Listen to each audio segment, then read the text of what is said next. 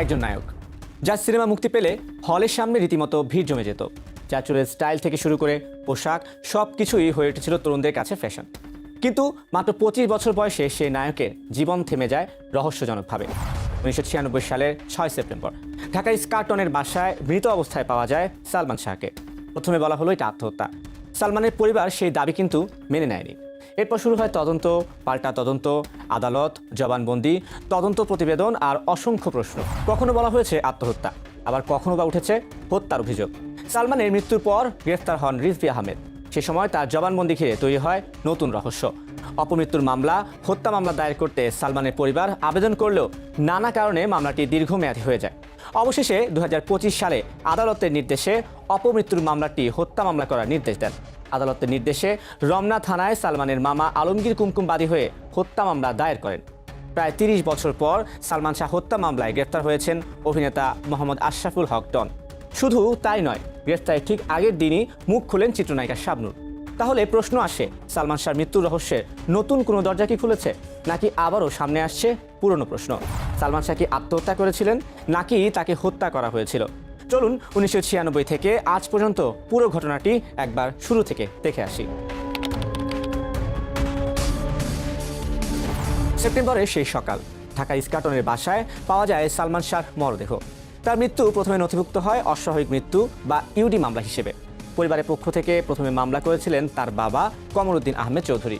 কিন্তু খুব দ্রুতই প্রশ্ন ওঠে, এটা কি সত্যি আত্মহত্যা, নাকি আত্মহত্যার মতো করে সাজানো কোনো ঘটনা? কারণ সালমান শাহ তখন ক্যারিয়ারের তুঙ্গে।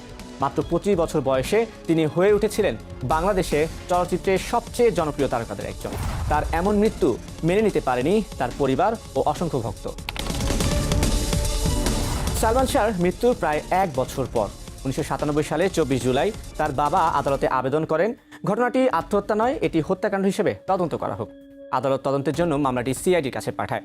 আর এখানেই সামনে আসে এই রহস্যের অন্যতম আলোচিত চরিত্র রিজভী আহমেদ ওরফে ফারহাদ।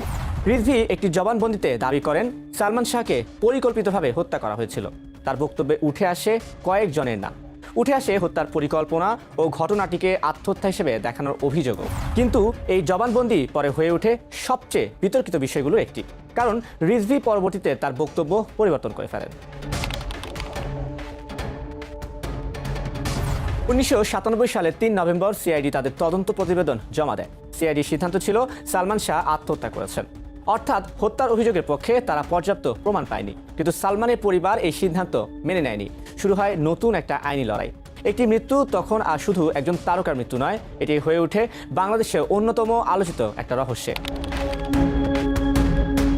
সিআইডির প্রতিবেদন নিয়ে আপত্তি জানিয়ে সালমানের বাবা রিভিশন আবেদন করেন। 2003 সালে আদালত বিচার বিভাগীয় তদন্তের নির্দেশ দেয়। প্রায় 11 বছর পর 2014 সালের 3 আগস্ট সেই বিচার বিভাগীয় তদন্ত প্রতিবেদন জমা পড়ে। সেখানেও হত্যার প্রমাণ পাওয়া যায়নি। কিন্তু সালমানের পরিবার থেমে যায়নি, কারণ তাদের প্রশ্ন ছিল, যদি আত্মহত্যাই হয়ে থাকে তাহলে এত প্রশ্নের জন্ম হলো কেন? আর রিজভী সেই জবানবন্দির ব্যাখ্যাই বাকি। সালমানের মা নীরা চৌধুরী বিচার বিভাগীয় তদন্ত প্রতিবেদন প্রত্যাখ্যান করেন। তিনি তার ছেলের মৃত্যুর পেছনে হত্যার অভিযোগ আবারও সামনে আনেন। পরবর্তীতে র্যাবও বিষয়টি তদন্ত করে, কিন্তু 2016 সালে আদালতের নির্দেশে সেই তদন্ত বন্ধ হয়ে যায়। এরপর তদন্ত চলে যায় পুলিশ ব্যুরো অফ ইনভেস্টিগেশন বা পিবিআইয়ের হাতে। 4 বছর তদন্তের পর সে বছরই 25 ফেব্রুয়ারি পিবিআই তাদের চূড়ান্ত প্রতিবেদন দেয়। 54 জনের সাক্ষ্য এবং বিভিন্ন আলামত বিশ্লেষণ করে পিবিআই জানায় সালমান শাহকে হত্যার কোনো প্রমাণ পাওয়া যায়নি। পিবিআই সিদ্ধান্ত ছিল সালমান শাহ আত্মহত্যাই করেছেন। প্রতিবেদনে পারিবারিক দ্বন্দ্ব, মানসিক চাপ, বৈবাহিক সমস্যা এবং চিত্রনায়িকা শাবনূরের সঙ্গে তার সম্পর্ককে আলোচনায় আনা হয়। কিন্তু এখানেই আরেকটা গুরুত্বপূর্ণ বিষয় রয়েছে, সালমান শাহর পরিবার আবারও এই প্রতিবেদন প্রত্যাখ্যান করে। সালমান শাহ ও শাবনূর ছিলেন ঢাকাই সিনেমার অন্যতম জনপ্রিয় জুটি। তাদের পর্দার সম্পর্ক ছিল তুমুল জনপ্রিয়। কিন্তু সালমানের মৃত্যুর পর থেকে তাদের ব্যক্তিগত সম্পর্ক নিয়ে নানা আলোচনা শুরু হয়।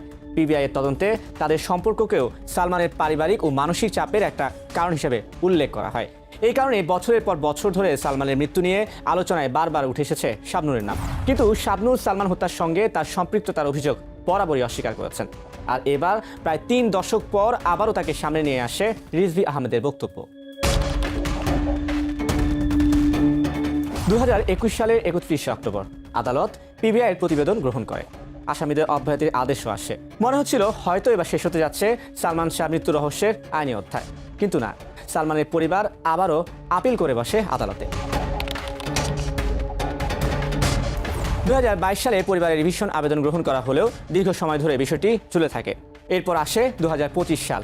29 বছর পর 2025 সালে 20 অক্টোবর ঢাকার আদালত সালমান শাহ মৃত্যুর ঘটনাকে হত্যা মামলা হিসেবে তদন্তের নির্দেশ দেন।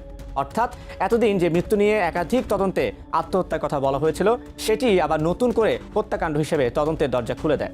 সালমানের পরিবারের পক্ষ থেকে মামলা করা হয়। মামলায় নাম আসে 11 জনের। তাদের মধ্যে ছিলেন সালমানের সাবেক স্ত্রী সামিরা হক, তার মা লতিফা হক লুসি, ব্যবসায়ী আজিজ মোহাম্মদ ভাই এবং অভিনেতা আশরাফুল হক ডন সহ আরও কয়েকজন। মামলা নতুন করে তদন্ত যাওয়ার পর আসামিদের দেশ ত্যাগে নিষেধাজ্ঞা দেওয়া হয়।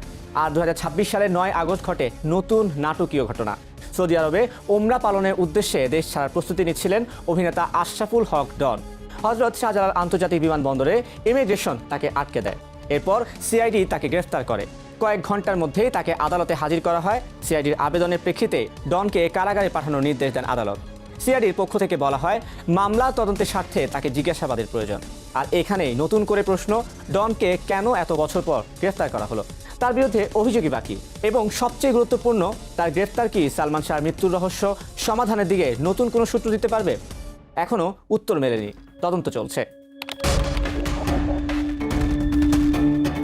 ডনের গ্রেফতারের মাত্র একদিন আগে শাবনূর দীর্ঘ এক বক্তব্যে সালমান শাহর মৃত্যু নিয়ে মুখ খোলেন। রিজভী আহমেদের বক্তব্যকে তিনি অসঙ্গতিপূর্ণ, বিভ্রান্তিকর এবং সত্য নয় বলে দাবি করেন। শাবনূরের বক্তব্য, সালমান শাহ মারা যাওয়ার আগে এই রিজভী আহমেদকে তিনি চিনতেনই না। তিনি রিজভীর সঙ্গে যোগাযোগ বা সম্পর্কের অভিযোগও অস্বীকার করেন। সবচেয়ে গুরুত্বপূর্ণ বিষয়, সালমান শাহর মৃত্যু বা হত্যার সঙ্গে নিজের কোনো সম্পৃক্ততা নেই বলেও তিনি দাবি করেছেন। শাবনূর বলেন, সালমান কিভাবে মারা গেছেন সেটিও তিনি জানেন না, আর তিনি চান পূর্ণাঙ্গ ও নিরপেক্ষ তদন্তের মাধ্যমে আসল সত্যটা বেরিয়ে আসুক। এখন প্রশ্নটা আরও বড়, কারণ এই মামলায় আমাদের সামনে রয়েছে দুই ধরনের তদন্তের ফলাফল। একদিকে সিআইডি বলছে আত্মহত্যা, বিচার বিভাগীয় তদন্ত হত্যার প্রমাণ পায়নি। পিবিআইও বলছে আত্মহত্যা। অন্যদিকে সালমানের পরিবার শুরু থেকে বলে আসছে এটি দিনের আলোর মতো পরিষ্কার, সালমানকে পরিকল্পিতভাবে হত্যা করা হয়েছে। রিজভীর পুরনো জবানবন্দিতে উঠে এসেছে হত্যার অভিযোগ। আর 2025 সালে আদালত সেই অভিযোগের ভিত্তিতেই নতুন করে হত্যা মামলার তদন্তের নির্দেশ দিয়েছে। আর তারই সূত্র ধরে 2026 সালে মামলার অন্যতম আসামি অভিনেতা ডন গ্রেফতার। সালমান শাহ মারা গেছেন 1996 সালে। আজ 2026 সাল, প্রায় 30 বছর কেটে গেছে। বদলেছে তদন্তকারী সংস্থা, এমনকি মামলার আইনি অবস্থানও। তবে একটা প্রশ্ন কিন্তু বদলায়নি, সালমান শাহ কীভাবে মারা গেলেন? তিনি কি নিজেই নিজের জীবন শেষ করেছিলেন, নাকি তাকে পরিকল্পিতভাবে হত্যা করে ঘটনাটিকে আত্মহত্যা বলে চালিয়ে দেওয়া হয়েছিল? রিজভীর বক্তব্যে সত্যতাই বা কতটুকু? আর অভিযুক্ত ডনের ভূমিকাটা আসলে কি? সালমানের পরিবার যে অভিযোগ করে আসছে তার পেছনে যুক্তিযুক্ত প্রমাণ কতটাই বা আছে? আর এত বছর পর শুরু হওয়া নতুন তদন্ত সত্যি কি সেই উত্তর দিতে পারবে? এখন সবার মনে একটাই কৌতূহল, ডনের গ্রেফতার মানে সালমান শাহ হত্যা রহস্যে সমাধান নয়, এটি তদন্তের একটা অধ্যায় মাত্র। আর এই অধ্যায় শেষ পর্যন্ত কোথায় গিয়ে থামে সেটি এখন দেখার বিষয়।